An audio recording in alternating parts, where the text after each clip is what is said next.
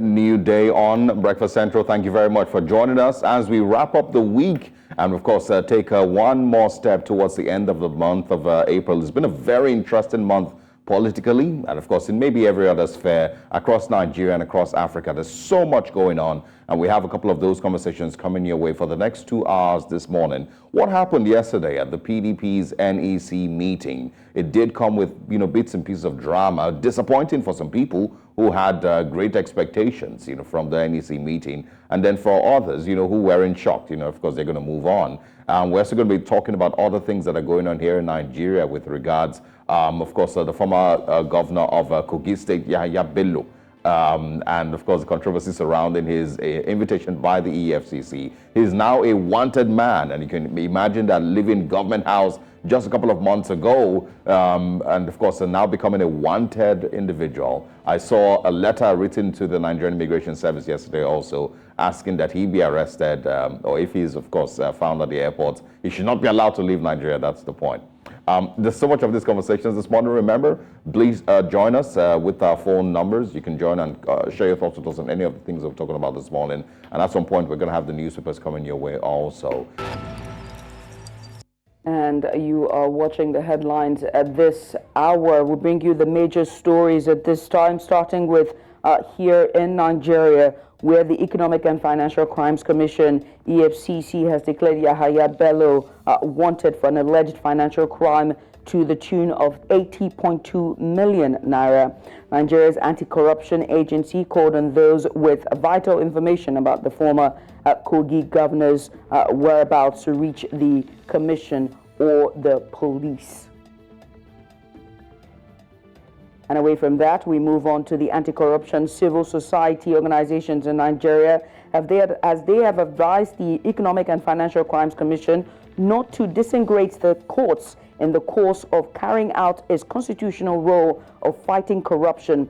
The CSOs and human rights crusaders cautioned the EFCC and other anti-graft agencies against trampling on the rights of supposed suspects of corruption in order to avoid breaking a law to enforce another law. The EFCC to revert to status quo antebellum pending the determination of its own appeal and an evocation of the restraining order placed on it by the High Court, the State High Court in Lokoja. They should wait for it. Why are they in a hurry? That is the way and the dictate of the law. And I just believe that all our legal luminaries should not mislead the nation. They should not mislead the agencies. They should not mislead the people to believe in lies that are being told. We are prevailing on the current leadership of the FCC, just like he said, that we have trust in to follow the route of law and order in the implementation of the activities of the commission. We must not continue to allow a situation where we continue to drive public sympathy to those who ordinarily should be sitting before the court of public opinion. So the FCC must be very careful, but ultimately we will not encourage any form of action that seek to undermine our courts, because that is the ultimate and the last hope of the common people. There are so many people at the helm of affairs in this nation today who are working, who are corrupt, who are working freely. Let them go and mount their searchlights at the gate of National Assembly. They have a lot of people to pick from there on daily basis and send them to jail. But not those that have obtained genuine court order. And you are going against the same court that you want to use to prosecute a suspect. I think this current chairman should be very careful. On to politics, where the ruling of Progressive Congress has petitioned the Inspector General of Police, Kayode Ogbonmwan, asking him to go after 9 suspects believed to have masterminded the suspension of its national chairman, Dr. Abdullahi Ganduje, at the ward level in Kano State. The 2-page petition, which was made public on Thursday, was written by the APC National Legal Advisor, Professor Abdulkarim Kana. In the meantime, the National Executive Committee of the People's Democratic Party has called upon President Bola Tinubu to undertake an immediate overhaul of his economic team, citing urgent measures needed to salvage the nation's economy. The demand was articulated in a communique issued following the conclusion of the 98th NEC meeting held in Abuja. There have been a tragedy in the Ganduje community located in the Kura local government area of Kano State, where several families have been thrown into mourning following the loss of about 45 members of the community to an unknown illness. And on to Kenya, where the President, William Ruto, has announced that the country's defense chief, General Francis Umodin Gula, and 9 other senior military officials have died in a helicopter crash about 400 kilometers, that's about 250 miles northwest of the capital of Nairobi. The president, who had earlier conveyed an urgent meeting of the National Security Council after the news of the accident emerged, said 9 other gallant military personnel on board were also killed, while 2 survived. I am deeply saddened to announce the passing on of General Francis Omondi Ogola, the Chief of the Kenya Defense Forces. Together with him in the crash were 11 other gallant military personnel, 9 who also passed on with him, and 2 survivors. And that's all on the headlines at this hour. Back to you, Osa and Olive. All right. Thank you very much, Judith. Very interesting stories there. Of course, the first one will continue trending until, maybe something happens. I'm talking about the Yahya Bello story. I saw the letter written to the Nigerian Immigration Service. I've also, of course, like you shared, that, I think I heard that his police detail have also been, asked to withdraw. And I've seen people ask the question, why are you, withdrawing his police detail? Why don't you ask them to just arrest him? I mean, how is it someone who's wanted still having police, details attached to him? Why don't they just arrest him and bring him in? And the police was also used as an instrument. It would seem that the police was used as an instrument to help him escape. So I think they also have some questions to answer. But on the flip side, I don't worry. Like, I really can't be bothered. But it would seem that this might, in a way, affect his bail applications in the future. But because if you right now you're already posing to be a flight risk, by the time the matter gets to trial and he appears in court, how exactly would he be able to convince the court that he's not a flight risk? Anyway, let's just keep following the updates with this story. And Judith, thank you very much for joining us. We'll be taking more details on this story later on the show. You're most welcome. All right. And now let's look through our top stories this morning, and we'll go on a very quick break. And when we come back, we'll delve into that. Stay with us. Welcome back to Breakfast Central. Now, we want to let you know that it's important that you engage with us on social media as we try to bring some of the biggest stories here in Nigeria. But moving away from that, public health stakeholders in Nigeria have called on government to harness the power of science in improving the nation's public health sector. This was as they converged on at the nation's capital, Abuja, to dialogue on how to improve access to affordable health care for all and all Nigerians. We did talk about this, and we'll be bringing you more report on this much later, as we had one of our reporters there. But away from that, we'll be looking at some other important conversations. For example, the Lagos-Calabar Coastal Highway.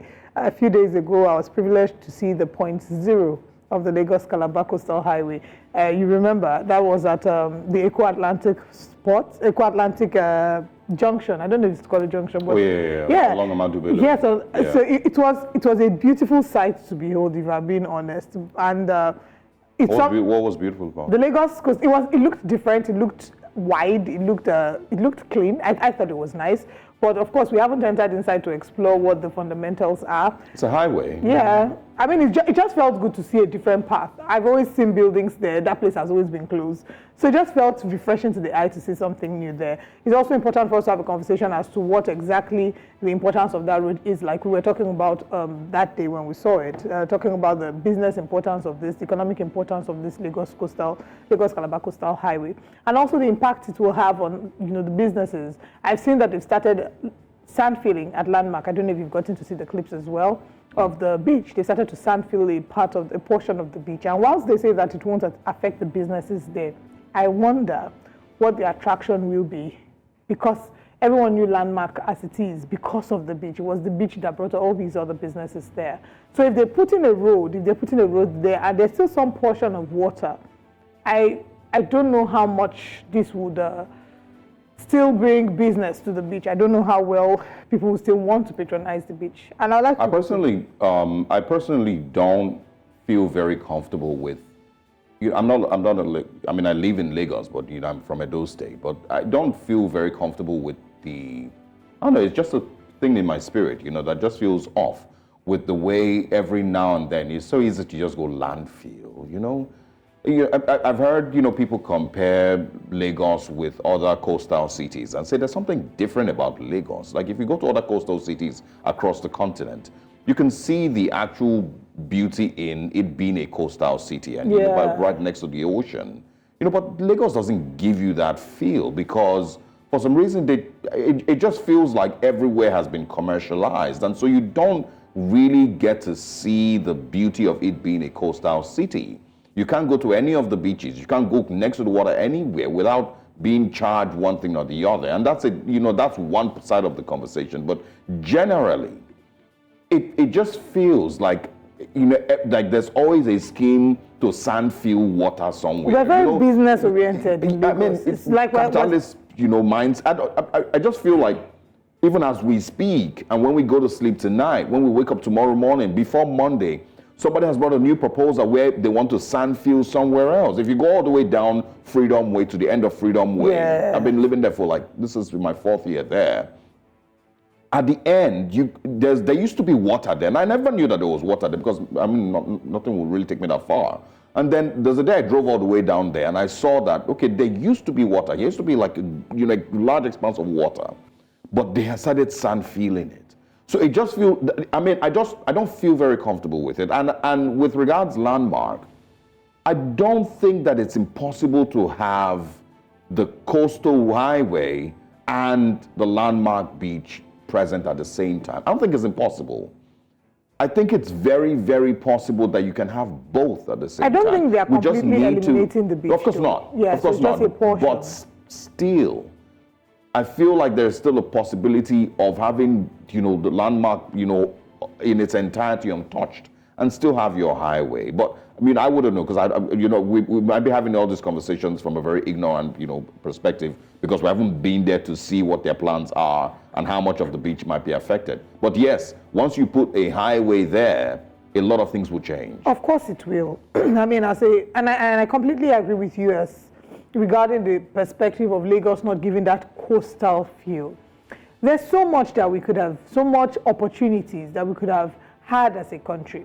You go to other countries and you're seeing people having properties by the beach, and when you're paying an exorbitant fee because this property is by the beach, right? Yeah. It attracts a lot of tourism. A number of us leave Lagos to go to other countries to pay for properties by the beach. So imagine that we had developed our tourism sector when we had other people. All these beaches, they're lovely properties, by the beach that people can come, pay, spend some time there, and have a holiday. Anyway, time would tell. I know that there are people who are core Lagosians who have been here for the entirety of their lives that would be able to argue, either for or against, what I'm saying now, with regards to it being a coastal city, that would be able to argue better with regards, the sand feeling of many parts of Lagos, the creation of Eco Atlantic in the first place, was it really necessary, and many other places that have also been affected by these, efforts to sand fill here. Once they see what, in local terms, they know they carry their icy water. Mm-hmm. Pour sand inside immediately, and let's build, some property. That's generally what it just feels like. And I feel like at some point, The we're water will going to fight look back. back, the water won't fight back. But I feel like at some point we're going to look back and say, maybe we shouldn't have. But we'll see. In other stories this morning, the federal government, of course, has set up a committee to ensure adequate compensation of persons expected to lose their property as the construction of the coastal highway from the Lagos to Calabar commences. The Minister of Works, David Umahi, while inaugurating the committee in the nation's capital, Abuja, says the government does not intend to take its responsibility lightly and will ensure that those affected are sorted out. Umahi says that after the list of the property owners have been duly verified, payments will be effected. Let's quickly watch this. The ongoing dredging of the landmark beach in Lagos is still raising concerns as affected people fear that this project will lead to a devastating turn for them and the economy. The governorship candidate of the Labour Party in Lagos State in the 2023 general elections, Gbadebo Rhodes Vival, who was at the beach, spoke on the effects of this current project. The real danger to loss of jobs and loss to a very important tourist destination that sees over 3.5 million visitors, a destination that was set up as far back as 2007 and has generated so much revenue that they pay taxes to the state over ₦1 billion a year. The thought of it alone, it's actually giving me pains and trauma because I don't know where to begin from. The certificate, I don't even know where to source for a job. This has been a home for many, especially I. And if this should happen, maybe only God knows, but it's going to be a disaster. I'm very shocked. Even coming back this morning after the whole trauma and all that. I'm seeing this happening, so already I'm sick. And it's really not nice anymore because how will I feed? I'm sharing my program in school now. Because I'm running my master's program. How do I feed? This is where I get my money. This is where I come for my daily bread. The Lagos State government maintains that the coastal road, a federal government project currently in the works, is necessary to improve traffic flow and alleviate congestion in the city. But others urge the government to stick to its original plan. There is an original plan that has this 1.5 kilometer of road actually going on the Water Corporation that will preserve all of this for the people of Lagos. That's what we are saying. It's not about the timing of its implementation. It's about staying true to the original plan with which the people that developed all of this bought the land, understanding that that was supposed to be the West African Coastal Road.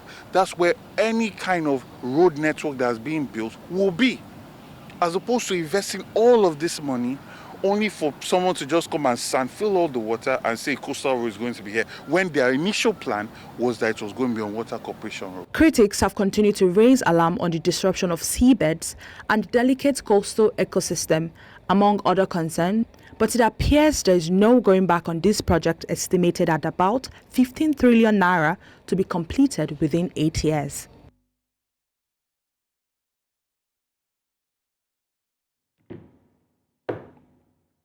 And of course, we would continue to follow that particular story, and see where it leads. There's also been different other bits and pieces here of controversy concerning, the coastal highway. The company that, it has been awarded to, High Tech, has also been mentioned here and there. These are parts of the conversation that many Nigerians are still raising questions, and we hope that the Nigerian government will be able to answer these questions. If there was a proper bid for it, how much it's going to cost Nigeria, in all honesty. These are some of the things that will be spoken about.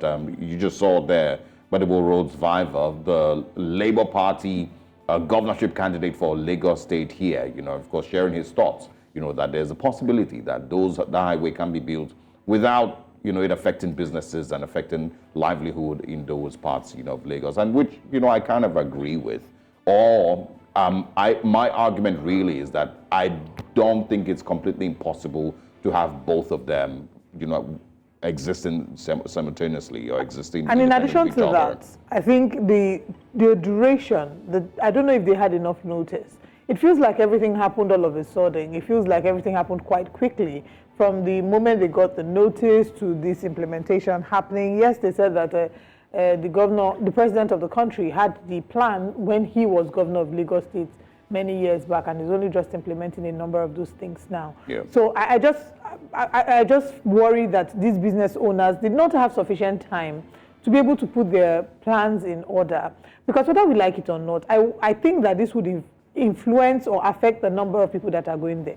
There are many people that come to Nigeria with the mindset that, once I get the landmark beach, myself and my family. So now seeing all of this in the news, there's a worry as to, is it going to be the same landmark beach that you knew before? Are you still going to have the same attractions that you had before? Are we still going to have the amount of the crowd that you had before? We saw some of the people who are staffed there, the chef and the beach resort manager, sharing that they feel depressed. I mean, this is people's source of livelihood. The people who have to feed their families just by showing up at the beach every day. And there are people that have collected monies from other people and invested in this with a plan that, okay, in the next 10, 20 years, let's see how much we can, you get great return on investment. So a country that, priority, I'm hoping that the government thought about all of these before going ahead with this. They said they're going to pay compensation, but how much compensation is enough compensation, really? It's not, landmark is maybe just one. I think, I don't know if, we should focus the conversation strictly on just landmark beach itself. We talked about many other people, we talked about the Jakonde one possibly be yesterday. There's many other people who will be affected by this, and I hope that they get the compensation, but it is just, ill-timed, simply because, this is a complete disruption in the lives of these people. And we're talking about hundreds, if not thousands of people that are going to have their lives completely disrupted because of a highway. We want a government that will be able to answer questions, and answer the question that Nigerians are asking in honesty. David Umahi, of course, over time, from the earlier statements that were made about the highway to, the recent statement made about it with regards payment, there's some discrepancy here and there, that maybe still needs to be cleared up. And I did mention earlier, I also saw conversations online concerning who the contract's been awarded to, the high-tech company, who owns it, was there a proper bidding process, for it? And so these are things that would always make Nigerians question the sincerity with which these projects are being carried out. Is it to satisfy certain personal interests? Is it because, of course, it will be, in Nigeria's interest generally? Nobody would argue, against projects that will benefit Nigerians and benefit them. But of course, there should be some level of transparency, and everyone should be given an equal chance. Although they would say, according to him, his response was they needed somebody, a company that had shown expertise in that area, because it's not everybody that can build on the water. So they needed a company that had built it, that they could trust and verify that this is an area of expertise for them. But then, yes, Nigerians will ask, okay, is that the only company that can do it? And then not other companies. Shouldn't there have been like competitive bidding? If they're qualified, there's nothing wrong with giving it to them. I'm just pointing out I'm just highlighting the different concerns, that I've seen people raise concerning it. And I feel like the government needs to also put this into consideration. And again, the landmark and a couple of other places, I don't believe that they have to go or have to be greatly affected for us to build a highway. I feel like, these engineering feats can also be carried out with, with these things, existing simultaneously. All right. The big question everyone is asking, including social commentators across social media, I didn't want to mention a name, is where is Governor or former Governor Yahaya Bello? Why is he on the run? The white lion, as it's popularly called, seems not to be acting as a lion after all, because lions hardly run away from confrontation. As we speak, the search for the missing former embattled governor is on. The Economic and Financial Crimes Commission has declared him wanted for offenses relating to economic and financial crimes to the tune of 80.2 billion naira. After, of course, a couple of days, he was helped to escape from the Federal Capital Territory by the current governor of the state, Governor Ododo, who, of course, has sworn allegiance to former Governor Yahaya Bello. The presidency has advised the former Governor Yahaya Bello to engage the services of brilliant lawyers instead of engaging in a hide-and-seek game. The Nigerian Immigration Service, NIS, has placed the immediate past Governor Yahaya Bello on its watch list. The NIS called for Bello's arrest at any point of exit or entry into the country by security agencies. Now, this means that even if he decides to disguise himself, like a certain governor, remember from way back, he must be found out. In other words, the lion must be caged. Joining us this morning to look at these developing stories, Dr. Kach Ononuju, Public Affairs Analyst. Good morning. Thank you very much for joining us. Thank you very much for having me. And we also have Adeni Tikunu, Journalist and Policy Analyst. Thank you very much for joining us as well.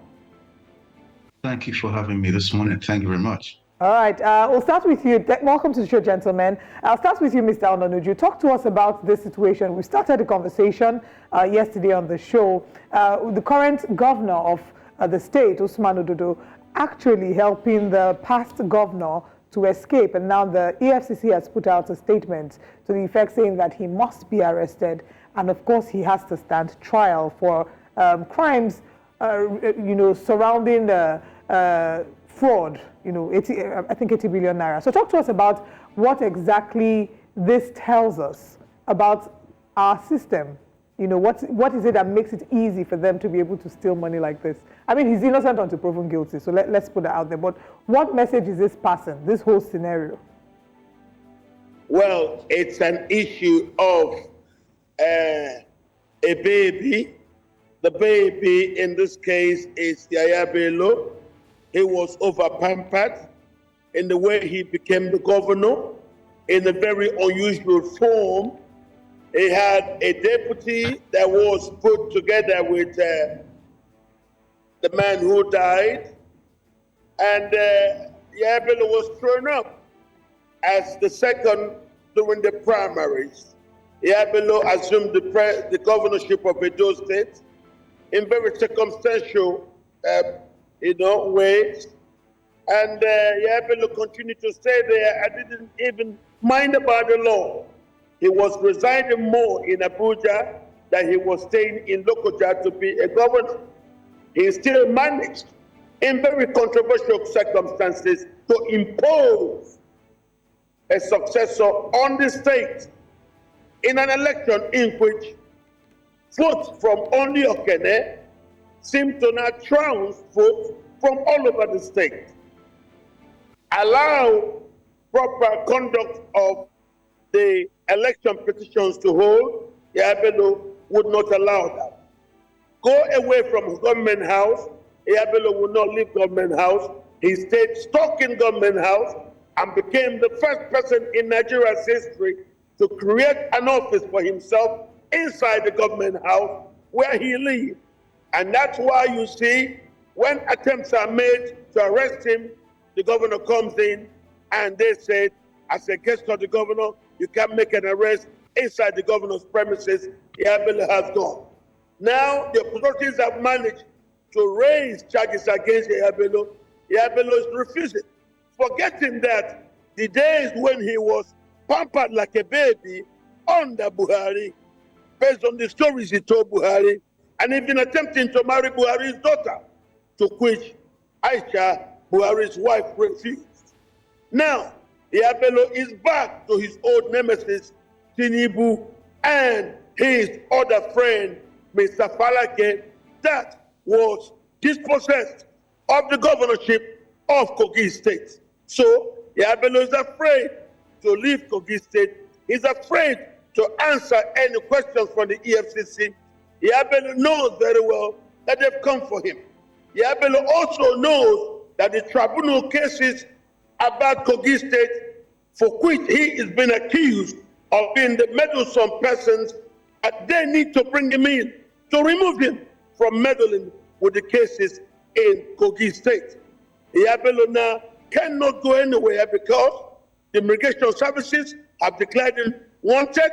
The police yesterday withdrew all police aids to Yaya Bello, and of course, a court of competent jurisdiction has asked the EFCC to go get him, since he has refused to bring himself in as he has been legally asked to do. So this is just a morning on a long creation day as we grapple with Yaya Bello's own problems. All right, Mr. Kunu, thanks for joining us again. Let's bring you in to get your thoughts on what's playing out here. We saw, drama like this with Rocha Sokorocha, if you remember, a while ago, where he was, his house was also broken into by the EFCC. But that eventually turned out to be nothing. He still didn't get charged or serve any jail term or anything. So, you know, what from your view is playing out here? Is this politics, or is the EFCC, you know, really taking action against the governor they have strong evidence against? Well, if the witch actually made a noise last night and the baby died this morning, it's obvious what caused the death of the baby. I feel very bad because whatever happens as it surrounds a governor is something that actually gets on the global stage. And it's rather sad to have a former governor who just left office allow himself to be drawn into this kind of messy situation. And it has made it even more difficult for him now to get any kind of soft landing from the EFCC, having made it pretty difficult for them to actually be able to have a conversation with him. When the EFCC alleges that you could not account for over 80 billion, that's according to what we have from what the EFCC put in the public domain from February 2016. You have another one from, I think that 2021 to the tune of over 500,000 US dollars with the account numbers put in public domain. Then I think that Yahaya Bello is in for lots of things that he can actually handle. So right now, it is expected of him, wherever he is, to just make an appearance with a lawyer. Even if he has to remain in EFCC custody for a number of days, he's got to do it. But at the same time, it is important to restate the definition of immunity as far as we are concerned. Mr. Kach Ononuju said something. He said Yahaya Bello is a spoiled person who has enjoyed privileges. We know the circumstances that surrounded his eventual emergence as the candidate of the APC. We know what actually surrounded him and the kind of support he had from the wife of the former president of the country, Muhammadu Buhari. We know all of the things that surrounded him. But at the same time, according to what we have, he appealed and actually appeared to actually endear himself to the people because of his demography. He's just 48. But at this moment, we're talking about a case of money laundering. And don't forget, it's not the only one that the EFCC wants to talk to. Justice Nwite was, of course, expecting them in his courts to be able to actually answer certain questions. And only Wednesday, they got the warrant of arrest against him, according to what the EFCC also puts in public domain. So you'd have expected him to also understand that certain things must be attended to. If, for instance, the EFCC raises any issue against you, the primary thing that you have to do first is this. You present yourself with your lawyer by your side. Your lawyer can ensure that you are not remanded in custody, and your lawyer can also ensure that anytime the EFCC requests that you show. But don't also forget that Yahaya Bello would have actually made an appearance before now.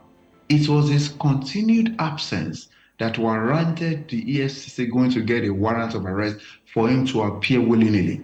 And I think that this is where the EFCC must also understand that there are ways it must approach getting these people into office.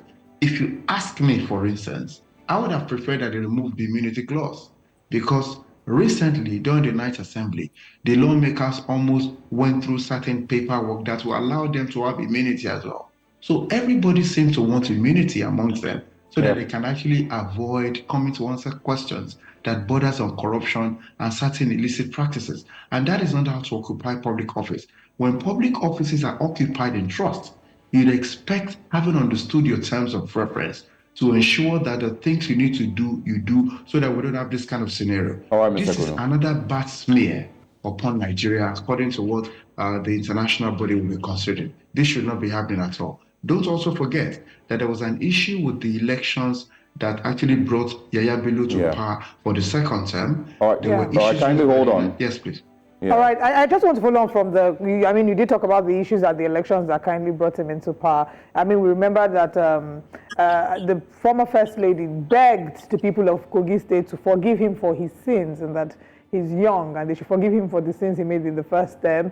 We also saw Nasir El-Rufai apologize on behalf of Yahaya Bello. Now, I want to bring Mr. Ononuju in and ask, is this a time when the president is expected to maybe make a statement concerning this? I'm asking because we see in every issue, even issues that do not that maybe are not as widely publicized as this. We've seen them call on the president to sort of intervene. So is this a time maybe we're expecting a strong statement from the president to ensure, and as in to understand what side of the divide he is on, and maybe his statement, I mean, the question is, do you expect a statement from the president, or what body language are you expecting from this? Yes, the president has reacted yesterday. The president has instructed Yahaya Bello to find a lawyer to defend himself instead of trying to play this hide and seek with the EFCC. The president has also told the immigration authorities to declare Mr. Yahaya Bello as a wanted person. He is right now, as I'm talking to you, blocked from traveling out of this country. He is already on the immigration watch list. The DSS has also been given all powers to track Yahaya Bello. His telephones have been tracked to wherever it is being kept as a way to globally position and catch him. The police have also withdrawn all Mr. Yahaya Bello's aides as a way for him to know that he is now a marked man, not just by the EFCC, but by the government of Nigeria. The president has done well yesterday to give those instructions, and it is well accepted. So Yahaya Bello now knows that he is not just being wanted by the EFCC, he is now being wanted by the Nigerian state, and we welcome that. That tells you that the Tinubu presidency has a way. If you check what has happened with those who have been tormenting us for the past 8 years in regards to security problems and the local ethnic cleansings, and the way the president went against them in Latvia and also calling it Shegumi. So it is now Yahaya Bello's turn. This actually tells you that we have come to the end of the Buhari presidency and all the protections that it brought to those like Yahaya Bello, who was like an infant terrible under the Buhari days. He killed, remember? He said he did election with ta-ta-ta-ta-ta-ta. That means he could shoot his way into election result, and nothing happened under Buhari. So we are now seeing the end of Yahaya Bello's ways. And I believe that Nigerians should be very happy at the place where we are right now. As far as I'm concerned, Yahaya Bello's times have come to an end. Mr. Ononuju, you say that. It's so simple. Mr. Ononuju, you say that this is the end of the Buhari administration, and as you know, Yahaya Bello too has now come under fire. Are we going to see this sort of replicated across board, not just with Yahaya Bello, because you know that he's not the only governor that has been accused of corruption. There are several other governors, and there are several other governors who have questions to answer. Some have even said that the immediate past president has a number of questions to answer. So do you see this being spread across board?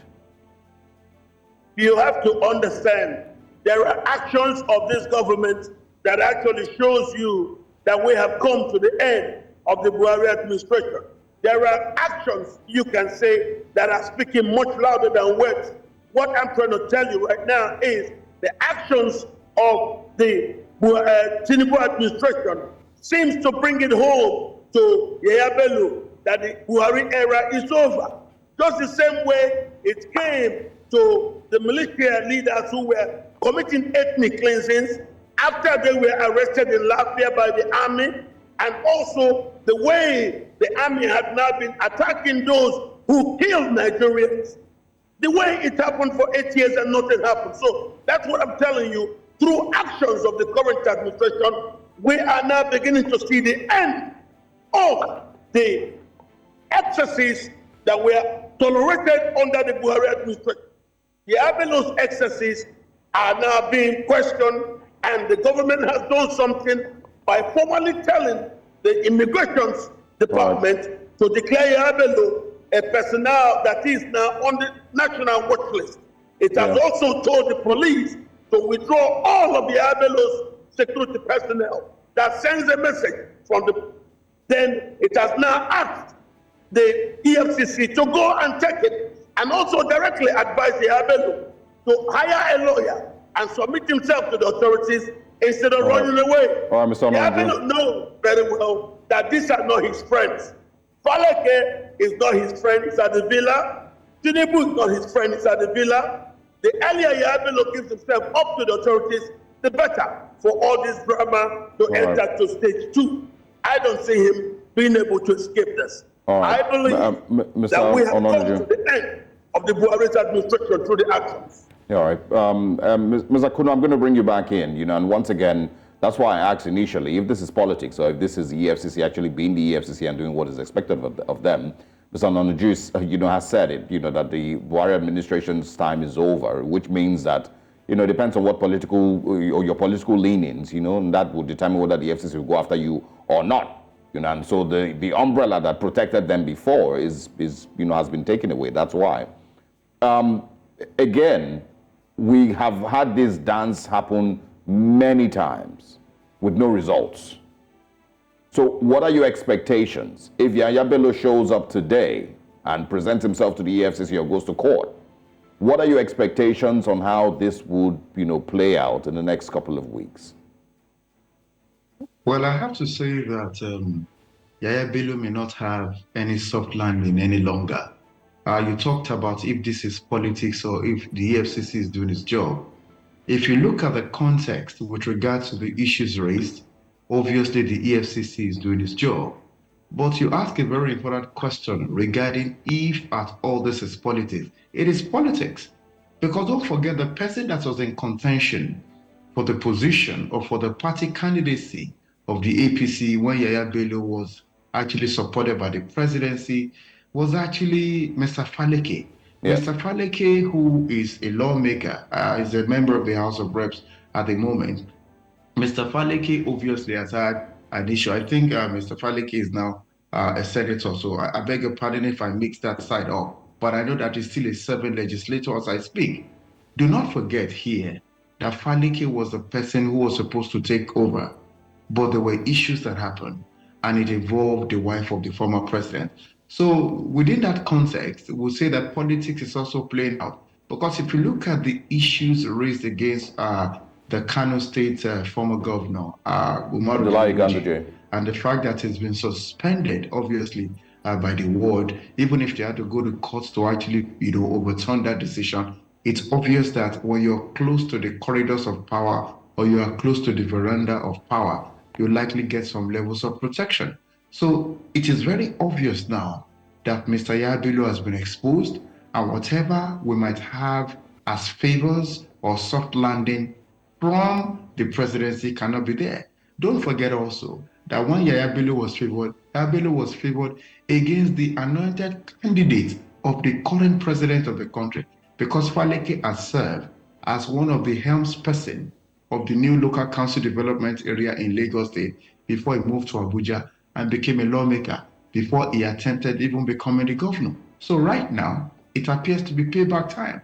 And one of the things that I've also found over time in politics, that politics itself will always dance in a certain direction where the favors are. Right now, there seems to be no favor coming in the direction of the person of Yahya Bello, and it's getting it hard and difficult at the moment. So if you're talking politics, but that shouldn't be comforting, because I know this is not particular to Nigeria, but it shouldn't be comforting that we agree that the reason Yahya Bello is being freely targeted now, at least has EFCC and every other going at him now is because he no longer has the backing of those who are currently in office. That shouldn't comfort anybody. That really should let us know that there's still a problem. You've raised a very important issue. If you look at what happened with Hillary Clinton using private emails to send messages while in government house, there were 2 other Americans not close to the corridors of power who did the same. They did not send as much emails as Hillary Clinton did. They went to jail. Hillary Clinton was the one, according to records, whose action resulted in the death of an ambassador in Libya. Yes. She has not gone to jail because she's close to the corridors of power. If you look at the current president of the US, Joe Biden, if what his son did and certain issues raised against the son were to have come from an ordinary citizen, that person would have gone to jail. But if you look at Donald Trump, as much as the issues raised against him were valid, perhaps because Donald Trump, whilst not in office, appears not to be close to certain people with power, Donald Trump will likely have to lose the majority of his assets, if not go to jail. Do not forget that even Donald Trump, at some point, kept having his name removed from certain state ballots. Yeah. When you are close to the corridors of power, it is incontrovertible that certain levels of favor will come your way. It's not comforting. That is why we have to look at all angles so that we can have a robust conversation. I have said it, that within the context of the EFCC, as an anti-graft agency, it is doing its job. But within the level of the other conversation of politics, Yahya Bello is simply paying in part for the issues that happened before. Excuse me, please. Let us not be novices in this issue. Something that made the person of the former president, Muhammadu Buhari's wife, Aisha, to have said, the people they see around them now were strangers. They were not the ones that work for them. It tells you that politics is also part of everything. And let me say this, the school of hard knocks, where politics itself is completely different from the school of everyday life where you expect civility and orderliness. Because the world over, politics has its own ways. The social context is always there. Cultural context is always there. Those that can do what people have described as the gutter work is also there. So you have a combination. So politics is a potpourri. Right now, I'm saying here that because Yahya Bello has fallen out of favor, amongst many other factors of lack of humility, inclusive of the fact that he's so far away from those who are there. Mr. Onanu, you mentioned how distant he is. What has he done that Umaru Ganduje has not done? Umaru Ganduje, we have the videos of him chucking dollars in his pocket. The EFCC has not gone for him. We have lots of issues raised against him, even by the leadership of the NNPP as we speak. Nothing has been done against him to the extent that he was suspended by his party at the ward. So when you do a comparative analysis of the issues that we have in public domain against Ganduje, it is enough for the EFCC to take the same level or the same kind of force to get him arrested. That is where politics is. Mr. Kunu. Yes, please. Okay, so let's now, I think the final question from me would be, how exactly will this impact the sitting governor of the state, Usman Ododo? How does this impact his administration going forward? And I did ask this question earlier, and I'll pose it to you again. Do you think that this is a situation where after his immunity has expired, when he's done with office, that this is something that the EFCC would bring up against him in the court of law? Mr. Ononuchu. Yes. Yes. This all issues about Yahya Bello has a lot to do with the current governor of the state. There were things Yahya Bello did that actually brought this governor to be that are still being contested as I'm speaking to you right now at the tribunal. And it is known that Yahya Bello has also been a very strong person that has impacted the tribunal hearings and the course of justice. So, secondly, his stay in the government house has also undermined the smooth transition of power from him to the current government. If Yahya Bello is removed, the governor will have peace. If Yahya Bello is kept somewhere that is very quiet, the tribunal will have peace, and they will no more have and suffer the current intrusions and disturbances by Yahya Bello, who is free and playing his white lion games to undermine that tribunal. So it has a lot of things to do. There are a lot of freedoms to be gained by both the governor and also the tribunal should Yahya Bello be brought in by the EFCC. And that's the important part where I think Faleke and those who are with him at the villa are playing out. If they are able to remove Yahya Bello from sustaining his intrusive harassment of the tribunal, that might allow the tribunal to have an easy way. Secondly, if they're also able to remove Bello from the government house in Kogi, that could also allow the governor to feel free to govern without every decision having been vetted by Bello. I believe Bello coming to EFCC will do a lot to help the state and also help the cause of justice at the election tribunal. All right, we'll see how things turn out. You know, it's a very interesting, couple of weeks in Nigeria. We'd like to also follow up on the Ganduje case. Nasser El-Rufai also has, a bit of fire on him at this point. Of course, time will tell how they'll turn out. Adeni Kunu, I beg your pardon. Thank you so much for joining us this morning. Mr. Kach Ononuju, also thank you very much for your time. Thank you for having me. Look forward to speaking with you both again.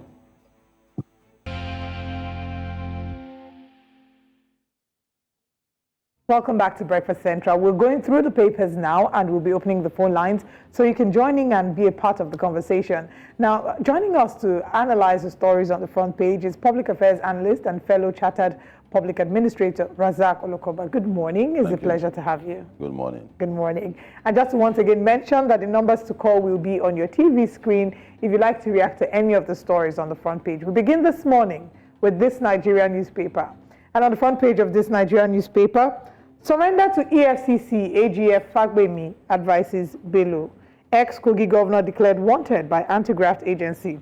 Alleged 4 billion naira fraud, court orders Obiano to face trial. NERC cautions reps against reversal of tariff increase. Okay. Over 7 trillion naira accrues to Federation account, July to December 2023, says RMAFC. And at the top of the paper, we have PDP. Damagum retains position as acting national chairman, says party's NEC. Bombardment. DHQ alleges plot by terrorists to blackmail military. GOC says number of weapons outside alarming. 10 years after, Army rescues pregnant Chibok girl with 3 kids. Oh my goodness. All right, Mr. Razak. How do you feel about this story?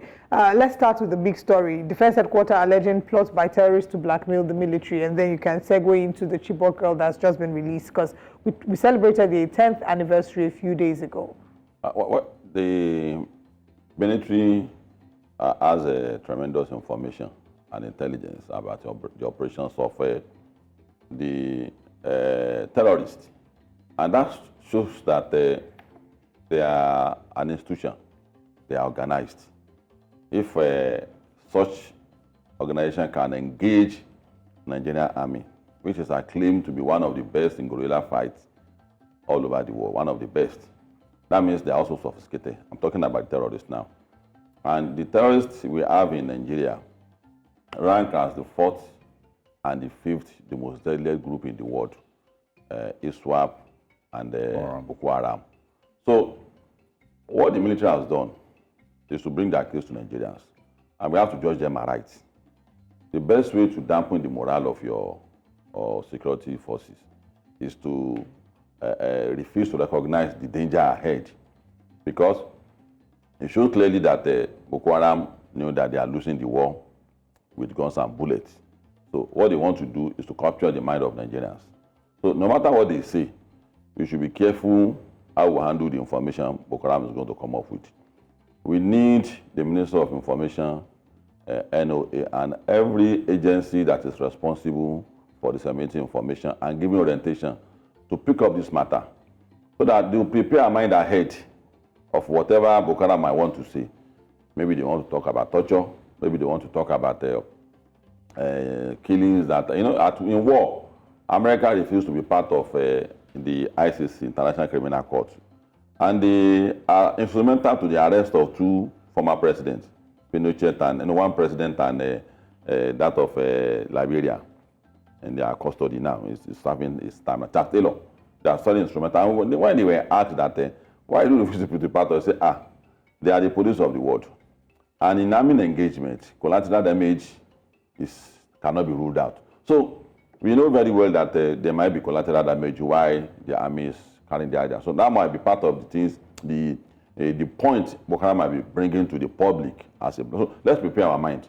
Do we prefer Boko Haram or prefer Nigerian army? Just this morning, we heard about engagement at that stretch of Kaduna to Abuja, the Briningwari. I've been there. I went there. I'm a contractor. I went there to Sangbo. And there are checkpoints by bandits. Bandits, terrorists, there are checkpoints. They will stop you. If you are going there, you can't dress like this. So it means they are a very huge institution for the government to be doing IDF. So Nigerians should prepare their mind that whatever they are bringing on board, let's stay behind our military. There might be errors, and we'll correct them. But let's learn to stay behind the Nigerian army. These are family men too. Someone's wife, someone's husband, someone's children. So you have to be careful what you're going to say about them when information eventually comes to the public. All right, still on this Nigeria, quickly speak on the PDP story. It says Damagum retains position as acting national chairman, says the party's NEC. And of course, the other details from the NEC yesterday, some people were disappointed, others, who weren't expecting much. I don't like PDP. I like APC. But I don't like what is happening to them. There has to be active, credible, and strong opposition. So they need to put their house together. As much as I am with APC, I want a strong PDP. Because the role of you want a strong opposition, or you want a strong PDP? We want a strong PDP. They are the major opposition, and I want them to be strong. So that even if friends tells APC to certain things, they don't take it serious. When the opposition speaks, they take it serious. So, on power sector now, federal government has said that the states should generate light. So what is the business of federal government with the power sector? So I want PDP to be pointing issues like that out. Tell Nigerians to get serious. That's the state to get serious about power generation. The reason the PDP, I mean, we're going to have an extended conversation about this later, but the reason the PDP is not able to do these things that you are pointing out now, is it because of their internal squabbles, or they're just a useless opposition party? Whatever the issue is, they need to play maturity. Of course, what is called democratic consolidation is not to when you just send military away and institute democracy. In West Africa, it's only Ghana that has attained consolidation. Consolidation means a party will emerge and be there for so long that an opposition will take over. Yeah. When the opposition takes over, that's second. The final stage is when opposition now come back to power. Maybe after 8 years of Ashwaju, an IPC president came, then PDP now come on board. That's consolidation. PDP did not prepare their mind for this kind of loss. And that's bad for our politicians. They don't know the role they should play when they enter into the mode of opposition. And that's what's affecting them. Yeah, well, so that's a lesson to all political parties. You have a role to play now. Nigerians are looking up to you. In the interest of time, people would also argue that, because of their own personal interest, that's why they fail to also play that role. And that's a lot of Nigerians are done with the whole idea of the PDP being an opposition party. And if you look at the reactions to it, many people are mocking them because nobody cares, anymore. All political parties you had clear ideology. Many years to be an actual opposition. Your personal interest, destroyed the opposition, and so you can as well hit the road. Let's quickly go to the Daily Independent, I believe, or the Vanguard, which of them is coming up next. All right, Daily Independent, it says there, relief for embattled Damagum as Wike's camp trounces Atiku's party to resolve leadership tussle in August, September. Maybe, in 2027, nobody knows when. Damaguma explains why he survived the coup. We can also find why Tinubu deliberately put Northerners in key positions, and that's by Ribadu, the NSA. Tinubu moves to overhaul education sector and orders census for schools. EFCC charge, court fixes April 22nd or 23rd rather, for ruling on substituted service on Yahya Bello. And also we have no hand in Ganduje's travail, says the NNPP. We can quickly, since you already spoke on the PDP, let's speak, quickly on the issues with former Kogi State Governor Yahya Bello, Abdullahi Ganduje, and Nasser El-Rufai. They seem to all have, their issues in court. Kogi's governor's case is very appalling, and that's a big damage to our institution. INEC should, as part of his responsibility to educate the political class, there are few things INEC should learn to do. At the time political class apply for a position, you have to prepare their mind that you might win this election and you might as well lose this election. Yeah. There are organizations in Britain, one of them is called the Reading Lunatics. They contest election with the aim of losing woefully, just to educate that to lose an election is not the end of the world. So INEC should prepare the mind of public officials that you might be called for accountability. Don't run away from it. What they are asking the ability to just come and account for what he has done. This is not good for us. And the image people have about in the rest of the world, this makes it worse. You travel, people set you aside, 3 lines, Nigeria and the rest of the world. And the other, it's not good for us. And that's why I like what Fabemi has done. Make yourself available. Going to FCC is not a good thing where they are going to hang you or take you to a firing squad. Also, you were a governor for 8 years. If you have done well, EFCC is one of the organizations that is primarily set any time to act for accountability. Maybe they may issue a clarification. And you have done anything wrong, the man in charge now is not going to aid anybody or abet anybody. The minister of humanitarian crisis is gone. Yeah. You folded his arm and said, no, you have to be responsible for your activity. Just 6 months into government. So, I mean, well, there's still the arguments that, firing a person doesn't absolve them of, the crime, and of course, it doesn't. It should still be prosecuted. If you mismanage billions of naira, you should be prosecuted. It's just a step to it that you have to step aside. It's just a step. So for your ability, you need to make them available for whatever that they has done. The RFI said that we put more. Is that the one you want me to respond to? More than us in government. No. Just generally. I was just speaking generally on Abdullahi, Ganduje, RFI, and of course. For Ganduje, as strong as he is, I don't know why he chooses to have that kind of issues. It's not good for the party, a national chairman, and it's becoming a pattern. Oshomole has similar case too. At his hometown, they almost suspended him too, when he was the chairman of APC.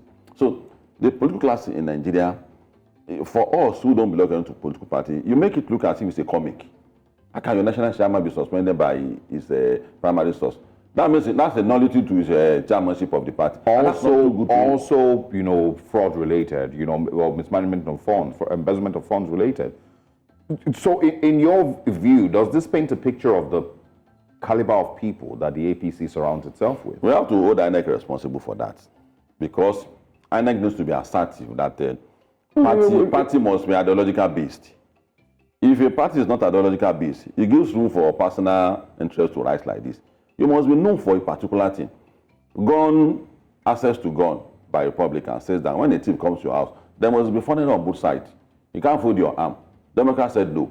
On welfare, Democrats said that, of course, the fingers are not correct. So no, I can't walk and give my money to somebody. So it is impossible for a Republican who has a view that self-defense is important to me to cross to Democrats, because that's the view. So we have been telling INEC in our engagement as civil society that where in the world do you see parties being run in this manner? But how do they enforce it? Because all of them claim to have ideologies. No, they don't have. What's the ideology? Ideology is defined by your political stand.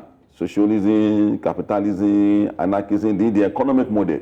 Do you want the government to be in control of the factors of production? Do you want people in control? So all this must be spelled out. And why I hold INEC responsible is that the moment someone wins an election in Nigeria, he has become a political scientist without prior academic education. So INEC needs to be assertive. There's the need to engage the service of political scientists by each political party to design ideology for you. If you don't design ideology, you will continue to see kind of characters coming up. You made mention earlier that you like the APC.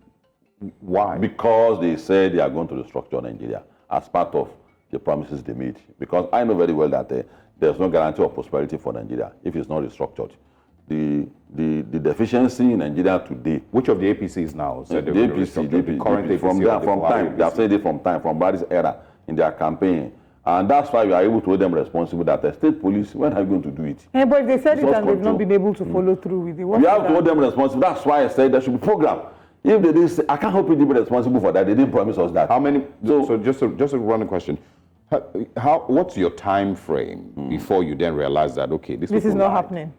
You're asking me, man, I'm not in government. No. You should be asking them. No, I'm asking, no. Or before I'm going to decide them. Yeah, before you then realize, okay, maybe these people lie. Because you said the reason you like the APC. What strengthened my resolve was after 7 years of Buhari. People thought that why are you saying this about Buhari as not restructuring? But in his final days in government, he considered power on railway to states. That's why on power sector. Then Ashwaju, we were in Adeko together, we were locked up together by Ashwaju.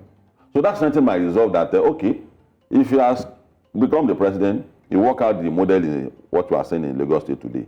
And that is why I am so vociferous on restructuring now. That Ashwaju cannot claim that he doesn't understand what we are talking about. He doesn't understand the implication of no structure in Nigeria. What determines the kind of structure you run? It's not a wishful thinking. Nigeria is a country who don't want their life to be run by proxy. America can be run by proxy because they are one culture, one religion, almost one people. So anybody gets there. Nobody will say it's an Ijoma, it's an Hausama. But look at Britain. You can't run proxy by Britain by proxy. There must be segments who want to run their life. The Scottish, the Welsh have this independence. That is the kind of life people we are in Nigeria by our political culture, by our definition, political socialization. The one we run at the moment is the reason why you see people saying that they are Jonathan is an Ijoma. The power that has been concentrated in the hand of one man. Other items cannot trust them. Yeah. It's not a bad thing if you don't trust them because it's who we are. We've run out of time for the conversation, but just to quickly summarize in 10 seconds. So you are assured that the Ashwaju-led administration will grant the restructuring that was promised from way back. There's no alternative to that. No, but this structure cannot guarantee prosperity. No, we know that. It's a shared responsibility. Me and you. It's my rest and you. We are in it together. Don't look at me and say I'm outside the boat.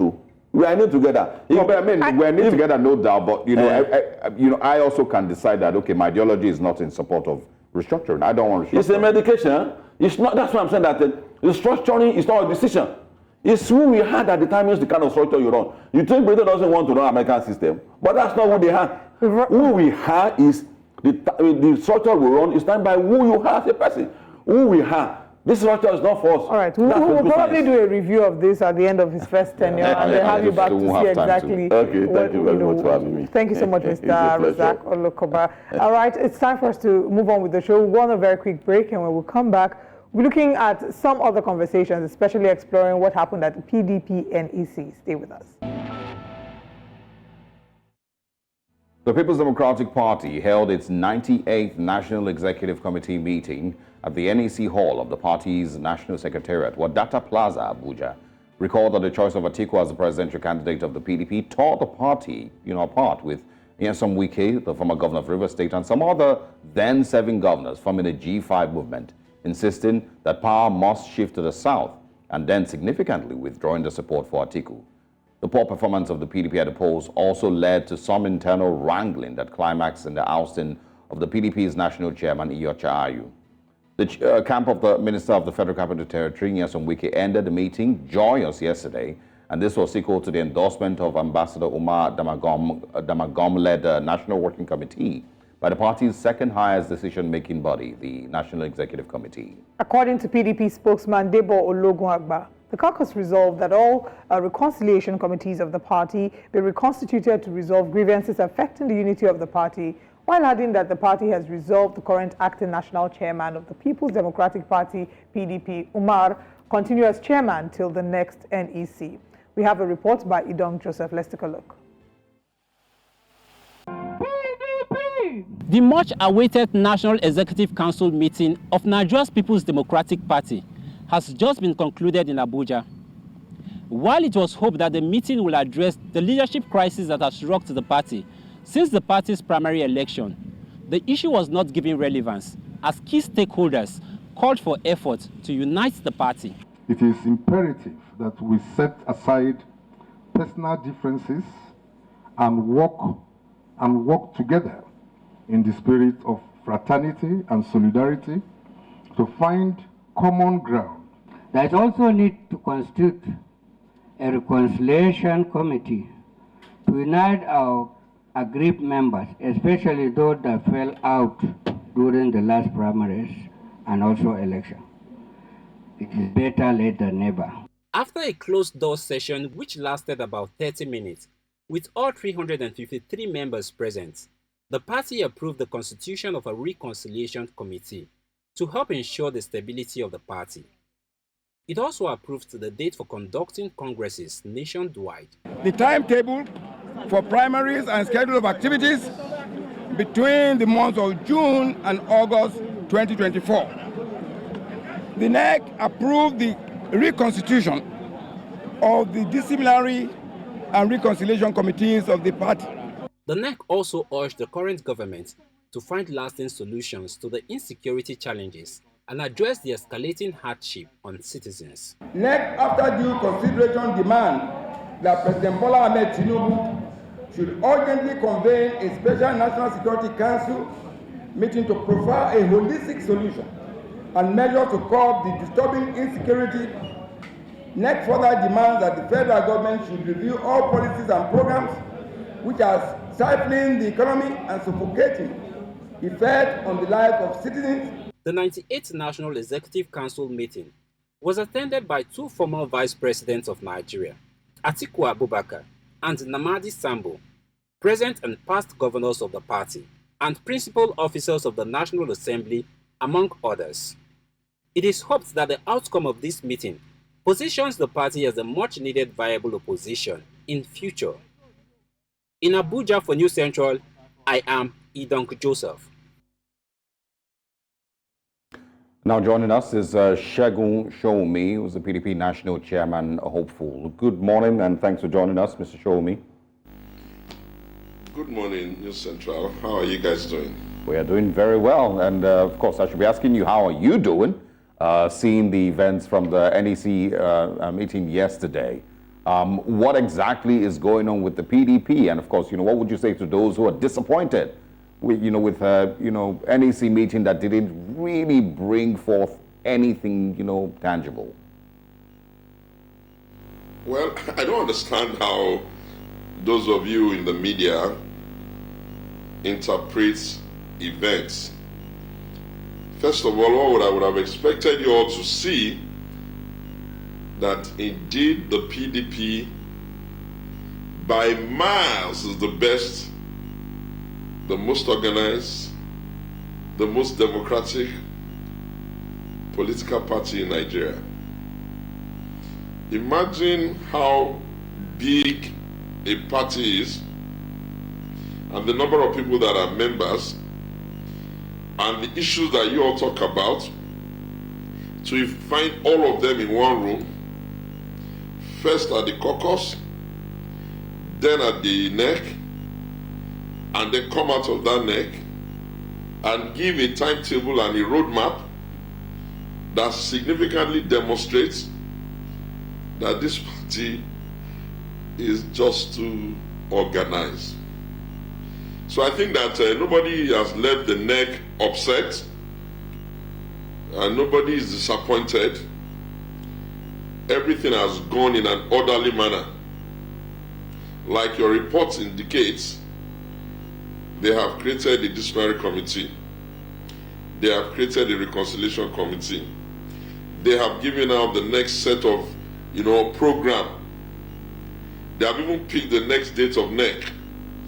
I, as a person, I feel extremely elated because the objective, the tactics, the strategy, the outcome from where I stand 100% worked.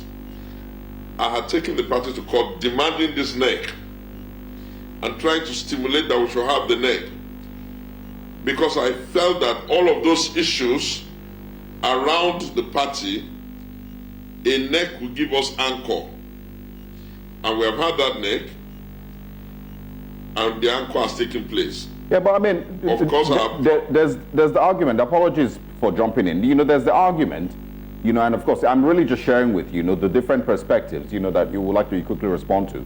There's the argument also, that, of course, many people expected that there would be punitive measures, maybe suspensions for some members of the party, including, of course, the G5 governors. And that didn't happen yesterday. So, there's those who say it didn't happen mostly because the PDP doesn't have the guts to do it.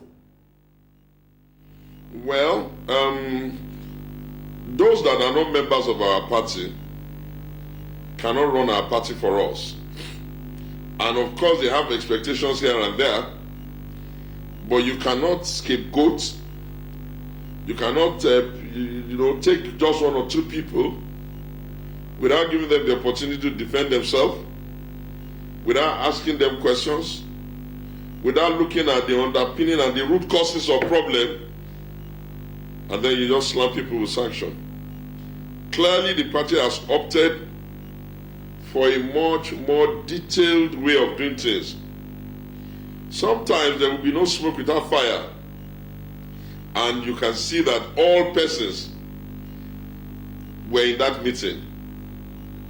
And slowly but gradually, the differences will start to close. And because the PDP is bigger than any one individual, common sense and party maturity has prevailed. Right. Okay. You have to be happy for the party. All right. I'd like to ask how exactly does the PDP feel about the former governor of Rivers State, Nyesom Wike? I mean, you did say that the party will not jump into any conclusions without giving people opportunity to maybe speak up or defend themselves. So how does the party feel about its actions that some have referred to as anti-party? You know, what will constitute an anti-party will be determined according to the rules, the regulations, and the laws of the party. The critical thing that makes this Wike situation difficult is that he wrote a letter to inform that he has been invited to come and serve in government. The totality of what goes in and out will now be the responsibility of that disciplinary committee. They may look at it, they may find space for slight reprimand, and they may have space for big action. We should not preempt them. It's almost as if a case is in court and you don't understand the concept of sub judice.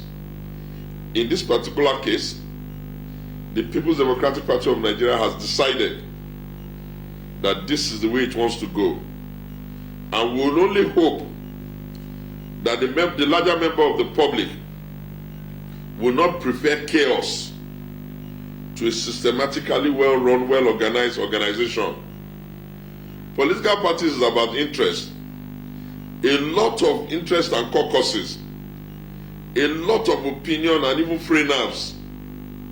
When they now come together and they hem it in, and those who have been predicting Armageddon have found out that this party has more than 9 lives. So we'll see how it goes. It was a good neck. Yeah, well, it's just one neck. It could be interpreted, exactly the way that you're describing it. The party is united, the party is building, itself. The party, of course, understands, individual interests and is figuring out ways to mend these together, or that the party is spineless. These are two different interpretations, to some of all these things. And not because anybody, of course, I get your point that nobody should preempt or try to force the party to take steps that it shouldn't take. Everybody understands that. But, I mean, it's just shocking, because we're seeing people like a former Benue State Governor, Samuel Otom, still talking about supporting the current administration into President Bola Tinubu in 2027. We're seeing, that, like my colleague asked, Nyesom Wike, a 7 minister of the APC government attending, PDP events. So, how do you put these together? How do you have Samuel Otom make those type of statements and, the PDP just still goes on like that? Aren't these some of the things that Nigerians have pointed out to see that the PDP is seemingly no longer an opposition party? It's just, a party. Well, no. The issues that led to 2023 must come to an end at some point. No political party that means to win election will stand on the anger and the disappointment of the last election, carry that into the next. No, the party must stop, figure out whether it can bring people back together, try to reconcile, design the future for itself, and then wait and see how the Nigerians react. If you get to 2027 and the Nigerians are happy with the way their lives are, and how they're suffering, they can reward themselves with more punishment. But if they prefer that a new way of doing things, it is the duty of PDP to harmonize, to reconcile, and to ensure that they are a little bit less acrimonious, so that the Nigerians can see a platform that is ready to charge and take charge. And I think that that's all there is to say there. You can't, the public must not insist that our party is their, what do you call it, melodrama, or Netflix, or cable, or one of their soap opera, where they think we don't deserve to reconcile ourselves. And definitely we have shown that we are more mature. Can you remember any other party in Nigeria that has even done anything close to that? A caucus, a BOT, a NEC, a governor's forum meeting, and each and every one of them, not a single one where you can see that people are fighting themselves. So that's not bad. It's not bad. It shouldn't. And I hear you completely. I hear you completely, Mr. Shomi, and I hear the perspective that you are speaking from. But some would say that to look forward to the future, to the very bright future, one must also look at the past and look at some of the mistakes that have been made and correct some of the errors that have been made. If we're looking, seeing as I mentioned Nyesom Wike before, I'm going to mention him again. As we saw the role he played and how instrumental he was in the 2023 elections in Rivers State. He's currently serving in the APC, even though he's a card-carrying member of the People's Democratic Party. We've seen Autumn and how he's shown support for the APC and is still a member of the PDP. So would you say that from all indications, the PDP is that opposition party that is a party to beat at the next elections, when you have a number of your card-carrying members currently serving in the opposition? When the time comes, where do you think they will pledge their loyalty? Okay, let's put it this way. Imagine you are going to a town hall meeting where there are lots of issues in the town, and the biggest organ for decision making, made up of elders, made up of experienced men, are now invited before perhaps their king. If everybody succumbs to the idea that the NEC is the second highest organ, the only thing that the NEC is a general convention, if the members of the NEC have not had the NEC in 18 months, now come to that NEC, they are not deaf, they are not blind, they are not insane. If they take a decision, then what beholds the party is to anchor on the decision. You may not necessarily agree with it, but for you to be a loyal party person, you must accept that perhaps they have better reasons, or they are better advice, or they are privy to better information of why they've taken those decisions. What makes you think that perhaps you cannot even say that Wike is in APC to go and understudy them, spy them, and bring ideas back to PDP? Is that what's happening Why now? do you think that politics is more difficult than that? It's quite complicated, but we are sure that as far as he's saying he's a PDP man, then he has to enjoy the privilege of being a PDP man. Just to clarify, I mean, the analogy you just gave now, is that what is happening now? What did you say? Can I hear that again? Just to clarify, the analogy you gave of Nyesom Wike going to spy on the APC and coming back to the PDP, is that what is actually happening now? I am saying that don't insist that you know all the issues and all the reasons and all the emotions. If the APC is so weak that they cannot find anybody, and they come and borrow our man, and he has the guts to tell them straight to their face that me, I'm a PDP man, then we will collect the assets. And part of the asset is that, can you see how phenomenally he's even acting? and doing for them in their party, when it is time for us to go for the next election, the kind of decisions that needs to be taken will be taken. And I want to add one other thing though, very quickly. Nobody should give one individual the comprehensive right of the Nigerians, either in Rivers or anywhere in the country, to vote. So even at that, I think it explains itself and is clear. Amen. What is important is that we have done our neck. Our people are happy. They are trying to reconcile. We must encourage the reconciliation. And they have a disciplinary committee anyway. Why do you want to preempt their actions? We'll wait and see how it goes. Yeah, I mean, between now and 2027, we'll definitely see how things go. But as it stands, if you ask, maybe across the country, not very many people, are currently looking at the PDP as a serious party.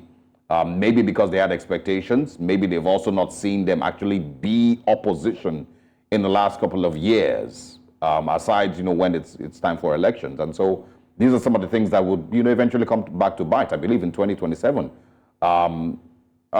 Quickly, if you can quickly respond to that, because we need to go. We're out of time.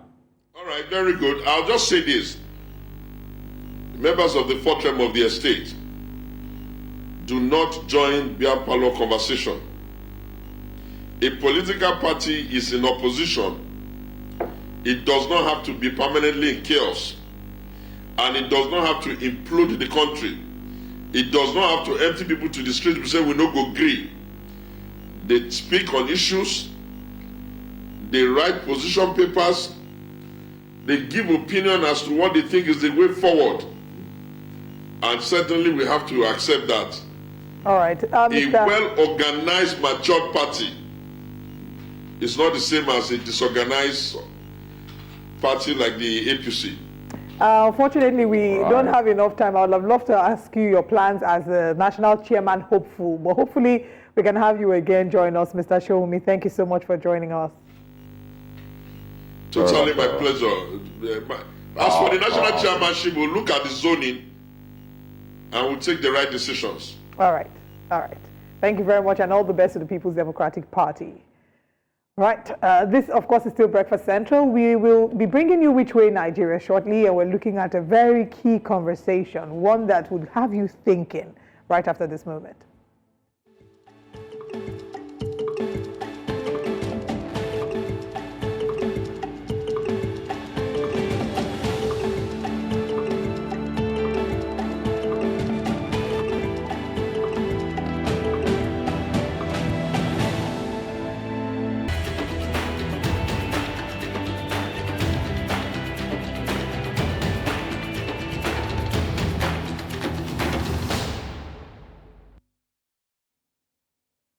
Tunde Onakoya is a Nigerian that is, of course, currently attempting to break a new world record for the longest time playing chess. It is taking place in New York, the United States, of course, at Times Square. And since he announced his record-breaking attempt, he has received support from Nigerians at home and abroad, and also from the American consulate here in Nigeria, different embassies. The Lagos State governor also, of course, has shown his support for Tunde, and many others who, of course, don't know him, did, of course, come out to support him. But, of course, for those who are not familiar with Tunde, he shot himself into fame a few years ago when he began using the game of chess to attract young homeless kids across Lagos, kids that were used to a life of crime and violence, kids without homes who spend their lives on the streets hustling, even at very tender ages. Since he began that journey, dozens of young street kids have been taken off the streets. And of course, Tunde has continued to share progress reports on his journey with these kids. He has introduced some of them to one skill or the other, giving them a better start to life, and of course, a better fighting chance, likely to save their lives. He, of course, has been applauded and celebrated for his efforts at changing the lives of these kids. Now, while Tunde makes his attempt at breaking the world record to be able to help more of these kids, I came across a video clip just a few days ago. Now, this video shows men of the Lagos State Environment Task Force seemingly arresting young men who were found sleeping under the bridge. Let's quickly take a look.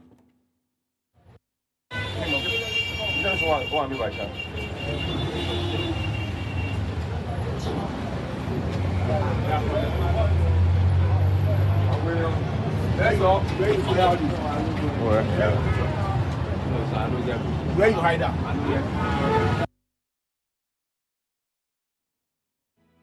And that is a video purportedly showing men of the Lagos State Task Force allegedly arresting young men who were found sleeping under the bridge. The Commissioner for Environment, of course, did put out a tweet confirming that that's exactly what happened to Kumbo Wahab.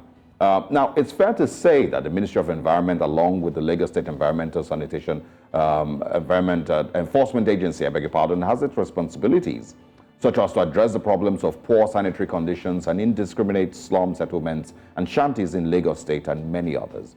But I did look through the regulatory powers of the unit and I didn't find anywhere where it's meant to be arresting homeless people. Now, keep in mind that this report from 2020, which showed the number of homeless people that are, of course, here in Nigeria and in Lagos, that there's approximately 24.4 million homeless people in Nigeria. This accounts for roughly 13% of the nation's overall population. The issue is particularly worse in Lagos, where 70% of these people reside in informal settlements. These numbers, once again, are from 2020 and would definitely be a lot more now, which means that there's an increasing number of people who don't have homes to call theirs. They don't have comfortable beds to lay at night. They don't have shelter, even in the harshest weather. That is the reality of very many people in our Lagos.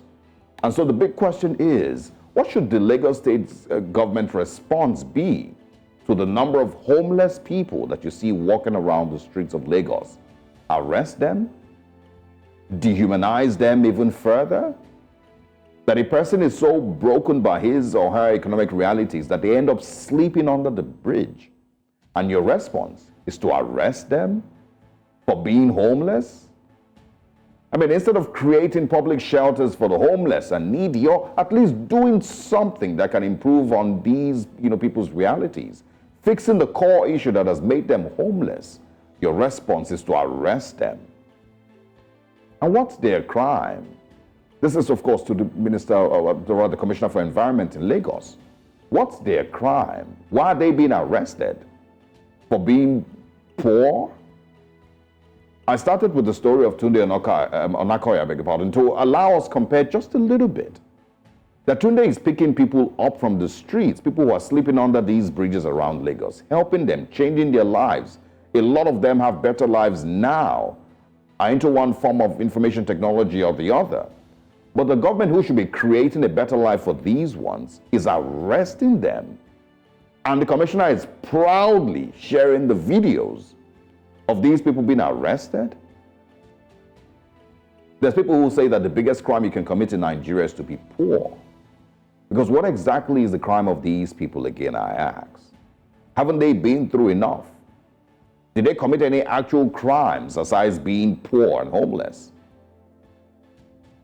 We would love to use this medium to humbly invite the Honorable Commissioner for Environment and Water Resources in Lagos State to please join us in Breakfast Central. Let's have a quick conversation about these persons and these persons that were arrested and other things that the ministry might be engaging itself with here in Lagos.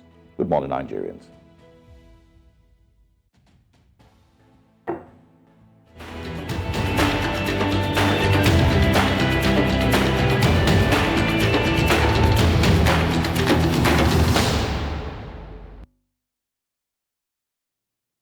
Very well detailed thoughts there. What really is the hope of the poor when President Bola Ahmed Tinubu said, let the poor breathe?